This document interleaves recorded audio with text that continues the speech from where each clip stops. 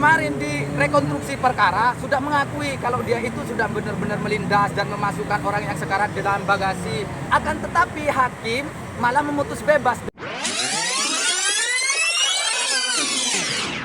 Seorang anak DPR yang dituntut dan didakwakan 3 pasal berlapis itu dibebaskan oleh seorang hakim yang bernama Edi Tuadamani yang ada di kota Surabaya ini, Pengadilan Negeri Surabaya.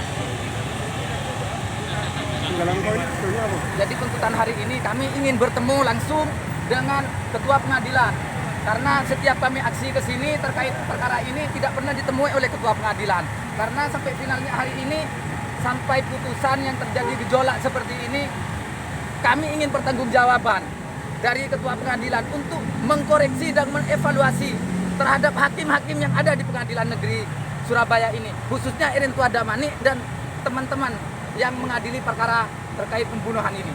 Untuk poin tadi seperti apa? Untuk poin ini kami menganggap ini ada indikasi permainan di dalam.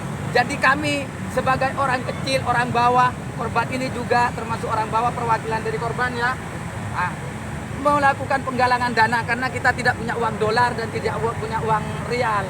Kita punya uang koin untuk dipasrahkan. Siapa tahu bisa mengubah hati nuraninya seorang hakim yang memutus perkara ini. Mas, apa Mas indikasinya ada transaksi dalam putusan? Ya karena apa? Karena ini adalah anak pejabat. Karena apa? Kemarin di rekonstruksi perkara sudah mengakui kalau dia itu sudah benar-benar melindas dan memasukkan orang yang sekarat di dalam bagasi dan juga di BAP itu sudah dijelaskan. Di fakta persidangan juga seperti itu pun. Itu akan tetapi hakim malah memutus bebas dengan alasan tidak ada yang melihatnya atau dianggap menolong. Terus berbagai macam fakta yang terbalik lah menurut saya itu. Dan itu sangat konyol karena adanya rekonstruksi perkara. Berarti tidak mempertimbangkan termasuk visum itu tidak dipertimbangkan matinya karena alkohol katanya hakim. Padahal di visum jelas. Ini kalau saya bacakan di visum itu sebab kematiannya karena luka robek majemuk pada organ hati akibat kekerasan benda tumpul sehingga terjadi pendarahan hebat.